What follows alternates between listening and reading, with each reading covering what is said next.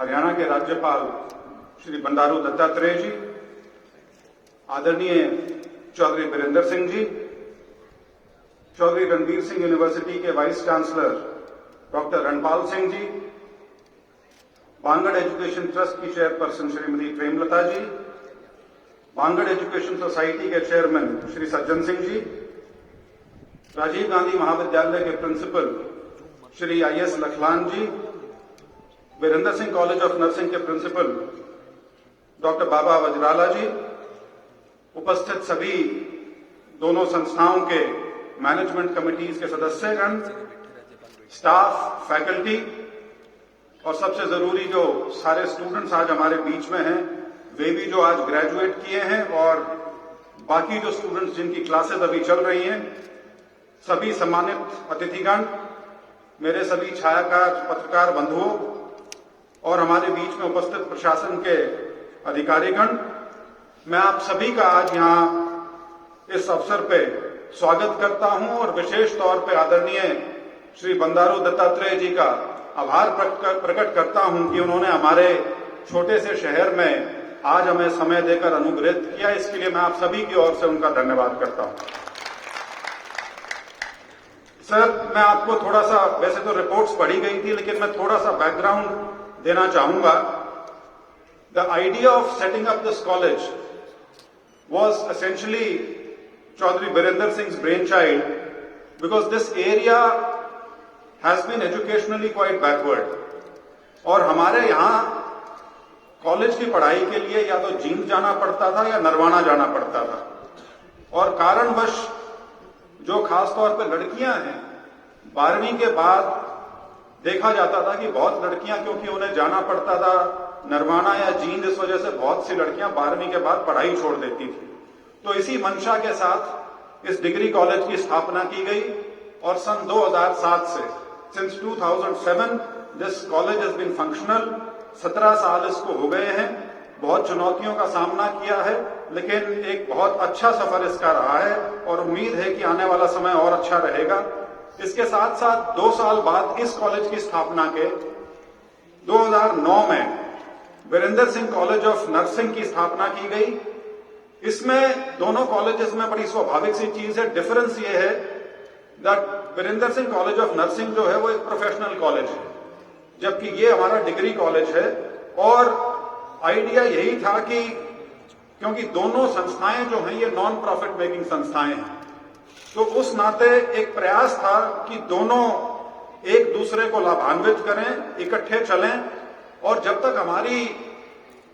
Nursing college की पूरी building नहीं बनी थी, कई साल तक जो उसकी क्लासेस हैं वो राजीव गांधी महाविद्यालय में ही चली। और उसके बाद भी क्योंकि हमें केंद्रीय विद्यालय मिल गया था आज से कोई 4-5 साल पहले, तो 3 साल तक उसकी कक्षाएं भी जो थी, जो ये इंस्टीट्यूट्स हैं, इसी के प्रांगण में चली हैं। लेकिन अब मुझे कहते हर्ष हो रहा है कि जो कॉलेज ऑफ नर्सिंग है उसकी पुरानी बिल्डिंग तो थी, उसमें बहुत अच्छा हॉस्टल भी है लड़कियों के लिए, उसके साथ साथ उसकी नई बिल्डिंग जो है वो भी बन चुकी है, फंक्शनल है और स्टूडेंट्स ने उसमें अपनी क्लासेस अटेंड करनी शुरू कर दी हैं। ये आपकी जानकारी के लिए था। इसके अलावा मैं आपके माध्यम से ये जरूर कहना चाहूंगा दोनों संस्थाओं को, खास तौर पर राजीव गांधी महाविद्यालय को, कि अब जो समय है वो डिग्री कॉलेजेस के लिए एक मुश्किल समय, एक चुनौती भरा समय है, क्योंकि जो बच्चे हैं उनकी जो सोच है वो ज्यादा इस ओर झुकी हुई है कि जो भी कोर्स करें वो ऐसा हो जिससे किसी प्रकार के रोजगार की उससे मदद हो सके। तो मेरा कॉलेज की मैनेजमेंट कमेटी से अनुरोध रहेगा कि इस बारे में गंभीरता से विचार करें कि किस प्रकार से जो स्टूडेंट्स हैं उनको कॉलेज में रिटेन किया जा सके, ज्यादा से ज्यादा संख्या में रखा जा सके। उसके लिए किस प्रकार के नए कोर्सेज या नई व्यवस्था बनाई जा सके ताकि जो स्टूडेंट्स की संख्या है वो बरकरार रहे। साथ साथ मैं कॉलेज ऑफ नर्सिंग को बधाई भी देना चाहूंगा कि उनका बड़ा अच्छा योगदान रहा है, उनकी उपलब्धियां भी बहुत अच्छी रही हैं। जैसा प्रिंसिपल साहब ने अपने रिपोर्ट में जिक्र किया था, बच्चे मेरिट में भी आ रहे हैं और उसके साथ साथ कोविड की महामारी के समय में बहुत अच्छी भूमिका यहाँ सारा जितना भी स्टाफ और स्टूडेंट्स थे उन्होंने उस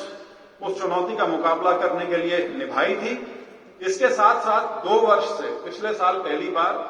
और उसके बाद इस साल बांगर उत्सव नाम से